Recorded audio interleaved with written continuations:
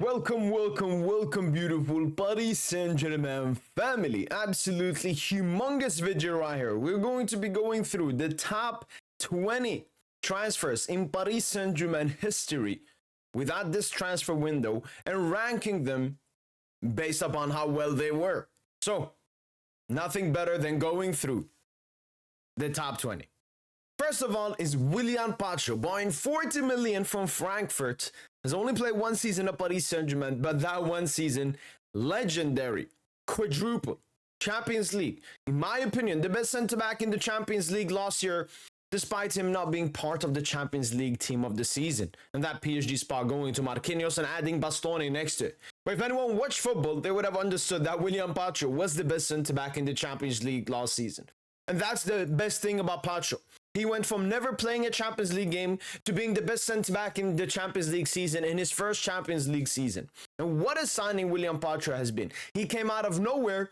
Nobody was looking at him. Nobody was talking about him. And look at the season that William Pacho had. Absolute insane transfer right here. He's only like 23, 24 years of age. So he's going to have a long time at Paris Saint Germain, continuing to prove how great he is as a football player. Next up, in number 19, it is Vitinia, Vitor Ferreira. What a ballerino. What a ballerino. What a signing Vitinia has been. I mean, even when we bought him, it was cheap-ish. He was just named Liga NOS Young Player of the Season. Was part of the Liga NOS team of the season. Starts off, has one good month at Paris Saint Germain, but then the pressure of the big club comes to him, especially PSG at that time. You know, it was Messi, Neymar, Mbappe. It was much less about the team, more about the trident doing the best for them. Like Vitinia was a workhorse for them. But looking now in the last two seasons, especially in the Champions League, Vitinia named as the Champions League named in the Champions League team of the season, this season and last season, being humongous in us reaching the Champions League semi-final and us reaching the Champions League final now. I mean, Vitinia's legacy already is huge at Paris Saint Germain. Like, he's already a legend for what he has done because he's been absolutely huge. And he will have so much more to do because he's only 25 years of age.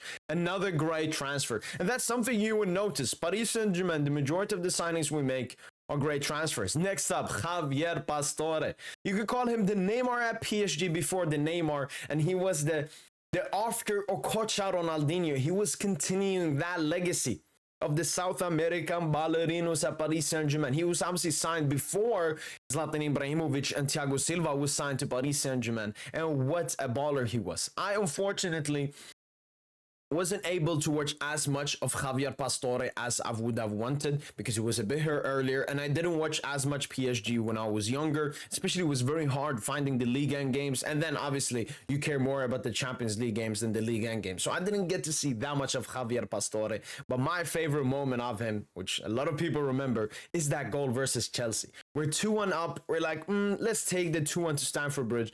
Javier Pastore was like, come on, let me turn into Prime Messi and absolutely cook that Chelsea defense. Unfortunately, we did lose in the second leg game. But Javier Pastore, and one thing him as a person as well, he's been close to Paris Saint Germain ever since retiring from football. And I remember when Neymar came to the club, Pastore gave him the 10 without any fuss. Respectable player and a great person as well. Next up, number 17, Thiago Silva. Un monstro. Un capitão. And Thiago Silva, in my opinion, post QSI, biggest PSG legend. Captain, was here for that Champions League final, was here for all the season going up to that, the remontadas, the Chelseas, the Barças, the Madrids. Thiago Silva was always there. Captain of the club, has always had a great relationship with the club. Unfortunate how he left the club and everything, but he's one of our top appearances. I think it's actually first or second top appearances second after Marquinhos, obviously, as a captain. And Thiago Silva, I don't know, it was just that calmness, that safety he gave me. I don't know. There's a huge attachment between Thiago Silva and this club, and it will stay like that forever. Could see Thiago Silva potentially in the future working at Paris Saint Germain as well. Next up is Bradley Barcola. compared to the other players that have been here, done their time and went away. But Bradley Barcola is just starting his journey at Paris Saint Germain. 45 million. Like, look at these steals. Look at these steals. Barcola, Liverpool now wants him in other clubs. We're already saying 100 million. We've already made double the profit potentially on Bradley Barcola. And he's a Parisian, in and out. When he was at Lyon, he wanted Paris Saint Germain. Chelsea came, he said, no, I want PSG. And that's why Bradley Barcola will have a huge future at this club. Absolutely love him. Next up is Lucas Hernandez. And now we can start talking about a little bit of a questionable signing. 45 million Lucas Hernandez. Only 1 year left on his contract at that point. And we knew about his ACL record. Comes to PSG. Great first 8 months. Picks up the ACL. Second season, not as good. And at the moment, we are in a standstill position. We don't know how great Lucas Hernandez is going to be. He's not going to be as good as he was in his first season. He's not going to be as bad as he was last season. So I think somewhere in between. So goodish signing still. He's still young, not young, but he still has years left, especially as a centre-back. So I hope the best for Lucas Hernandez, and hopefully he, comes back this season. Next up is David Luiz, and I would consider this as a flop. 50 million, like it was such a big overprice. Bought him straight after that World Cup. We scored that free kick versus Colombia, or maybe straight before the World Cup. 50 million in that market for David Luiz. This was a bad transfer. This was a bad transfer by Paris Saint Germain. David Luiz didn't really add anything. Quite the opposite. He made it so it took longer time for Marquinhos to develop at the club. And his most memorable moment at PSG was obviously those mistakes. But I will never forget the header from David Luiz versus Chelsea. That was my favorite game, my most memorable game ever. So there's something positive about David Luiz. Next up is Desiree Doué. Similar to Bradley Barcola, he's just starting his journey and an adventure at the beautiful Paris Saint Germain club. 50 million for Desiree Doué will definitely look like a steal in the future. Madre mia, Desiree Doué. This Champions League campaign, the Ligue 1 campaign, there's so much to say. Next up is Mauro Icardi. Less known as a footballer, more known as a cheater, a scumbag, and an unserious football player. Icardi had so much talent. I remember his peak in Inter. He had, I think it was like 2 or 3 straight seasons. He was the Serie A top scorer. But because he couldn't stay professional, he couldn't stay serious, this looks bad. Obviously, he came to Paris Saint Germain first on a loan with an option to buy. He was really good. I enjoyed Icardi, but I thought the price tag was a bit too expensive. And it was straight after COVID where PSG had to be really smart with their money. Leonardo bought Icardi, going against Tuchel. Icardi was not good after that. I remember the infamous Club Brugge game that he missed because he had to fly to Italy because he had just cheated on his wife and he had to beg for forgiveness. That's what most of you remember from Icardi at this club. Going from Icardi to Ousmane Dembele. 50 million for this beast. 50 million for a Ballon d'Or. 50 million for a Champions League. 50 million for Ligue 1 Player of the Season. 50 million for Ligue 1 top scorer. Send Barca another 50. But Ousmane Dembele, where should I start? Where should I end? Damn, Booz. It's been 2 years, but it's been 2 wonderful, beautiful years, man. And I can't wait to keep watching you, man. Damn, Booz. You brought joy back to this club. And thank you for leading us to that Champions League title. João Neves. Another one that had just started off his PSG adventure. Football player is. What a jugador! What a jugadorinos! João Neves.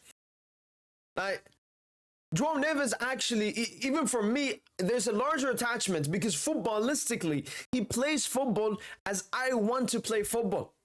He has a complete arsenal. I wouldn't say maybe João Neves is, elite at something, but he doesn't have any weaknesses. He can do everything. Swiss Army knife. And I absolutely love that. He plays with so much passion, leadership, and aura. 60 million for João Neves once again is going to look like a steal. Moving on to Manuel Ugarte. From one 60 million from Liga NOS to another Manuel Ugarte. It did not go well. There's some excuses. He was bought in before Luis Enrique came in, and he's obviously not suited for the Luis Enrique football. But Ugarte, just as a player, he was not worth 60 million. We went in too much because Chelsea were pushing and we wanted Ugarte, or Luis Campos wanted Ugarte. I still see qualities in his game. Obviously, the great thing with Ugarte is that we got 60 million from Manchester United when we sold him off. Oh no, probably the worst player. I mean, I would put even the Icardi and David Luiz ahead of Manuel Ugarte. Next up, El Fideo, Angel Di Maria, top assister in Paris Saint Germain history. Record for, I think, most assists in the Champions League history. A record for most Liga and assists in one season. Angel Di Maria. It's a bit sad he's still not here, but great moments at this club. Great, actually got a great departure, unlike a lot of players. But he came in, you know, he was one of the best players in the world in his last season at Madrid. La Decima, UCL final, man of the match. Then was in the World Cup final with Argentina. Then went to United, became a bit forgotten, came to Paris Saint Germain. I was like, I'm still Di Maria. He broke the league and assist record in that first season with Ibra. And he cooked up with Mbappe and Neymar. And then obviously when Messi came, that's when Di Maria's time at PSG ended. But what a time it was. Angel, 63 million. Baby. Edinson Cavani. And Edinson Cavani is someone I haven't, you know, the Di Marias, the Neymars, the Mbappe. So I don't know, Cavani never, I got attached that much to him. One, obviously, excuses. He came into PSG, and instead of us playing with two strikers, Zlatan said, I don't play with strikers. I play alone. Cavani had to play as a left winger for like the first 3 seasons at PSG, but then we saw him as a striker, breaking all records, becoming Paris Saint Germain's top scorer, which obviously Mbappe later overtook. But Edinson Cavani, professional, great goal scorer, great movement in the box, and 65 million. You know, when we bought Ibra, bought Cavani season after, we looked serious. We looked absolutely serious, and Edinson Cavani has a great relationship with the club and a great player. Obviously, the only negative thing is, you know, how he left the club and so on, but we'll move on from that. 65 million for Cavani. 65 million for Goncalo Ramos. Is this football inflation, or is it just the comparison between a good deal and a bad deal? 65 million for Goncalo Ramos in that market would be completely disgusting. But even 65 million for Goncalo Ramos in today's market, it's a bit questionable. But Goncalo Ramos obviously has more time to do at the club. But we obviously know about the stance from the management towards him. They would move on from him if they get the money they want for him. We'll see. I think Goncalo, if he came for 30, 40, people would have different look at him. 65 million. Achraf Hakimi. Obviously, the first 2 seasons at PSG didn't go that well, but the last 2 seasons have been absolutely amazing. Achraf Hakimi, 68 million. I mean, we bought a hefty price for him, and that was why I was criticizing Hakimi during his first 2 seasons at PSG. I didn't think he lived up to it, but now he's undoubtedly the best right back and best fullback in the world. Top 5 in the Ballon d'Or. I mean, what a season, what a player. Achraf Hakimi. Khvicha Kvaratskhelia. I wanted this player badly at the club, and we managed to squeeze it in January. And I want to say, obviously, some Kvara fans want to say he won his UCL and everything, but he was very impactful, especially in the big games. And he took weight off Dembouz. You know, there's a reason why Dembouz started cooking more when Due and Khvicha started cooking. Because then Dembele wasn't this sole center of attention. Like, the defense had to focus on all of them, whilst in the beginning it was only focused on Dembele. He's like the main threat of PSG. But Khvicha, what a signing, 70 million. And he's only like 23, 24, so he's going to have such a long future at this club. As in comparisons with Neymar, with Di Maria, Ballerino. 3 players left. And I think you all know who it is. This is the biggest flop in Paris Saint Germain history, and one of the biggest flops in football history. Kolo Muani on deadline day. And I mean, I think he was out from the starting 11 like 3 months into the season, which is absolutely disgusting for a player that was buying for 95 million. Obviously, you can put question marks on the management. Luis Enrique never asked for Kolo Muani. Luis Campos actually rejected the total idea of signing him. It was Nasser Khalifi that was a dominant. Now Kolo Muani is set to join probably Juventus for around 45 million. So we've lost a lot of money on this deal. Next up, Kylian Mbappe, Kiki, 180 million euros.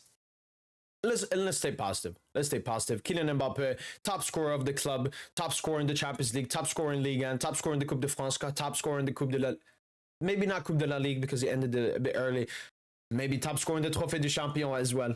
I mean, Kylian Mbappe, he's done a lot for this club. Could have done more. Could have ended better. But Kylian Mbappe, that's it. And last but not least, Neymar Jr.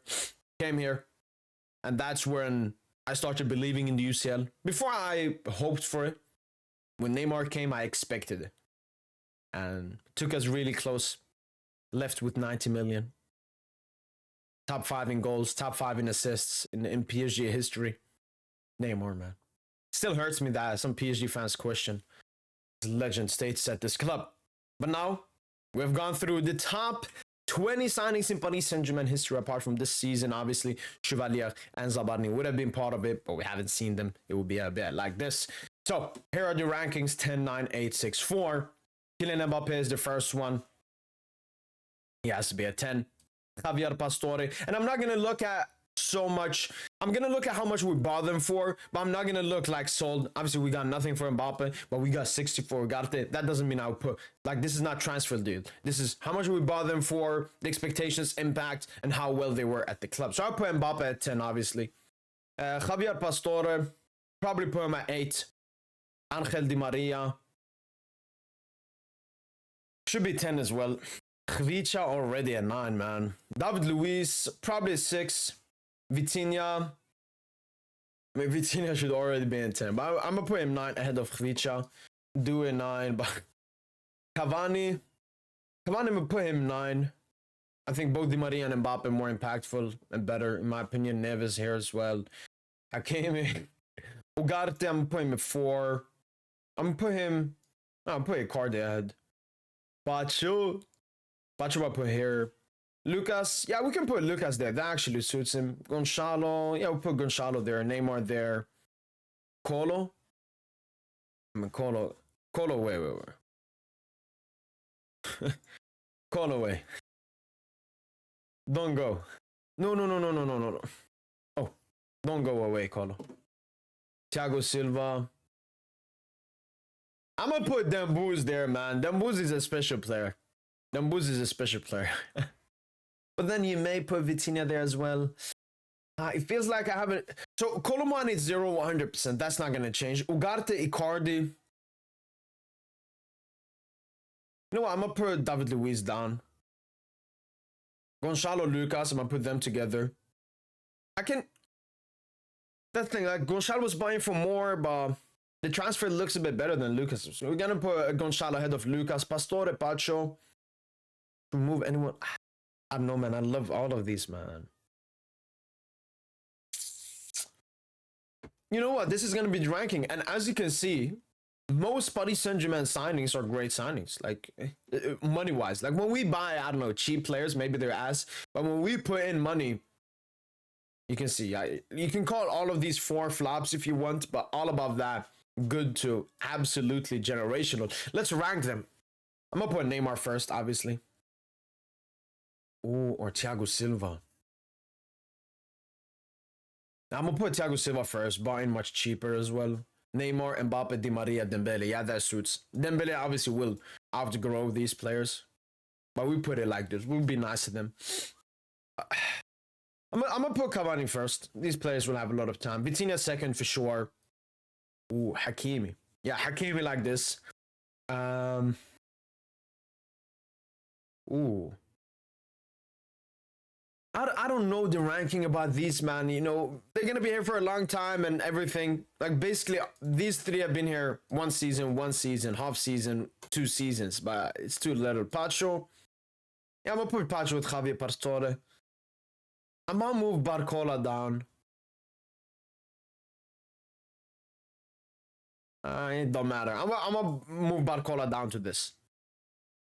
Head of Pacho? Yeah, we'll do that. That's been it. Ranking the top 20 transfer signings in Paris Saint Germain history. Let me know in the comments down below. What do you guys disagree with? I'm going to put the link down below so you can do the ranking yourself. That's been it from boy PSGINT. Hopefully, guys have enjoyed this video. And as usual, allez, les paris.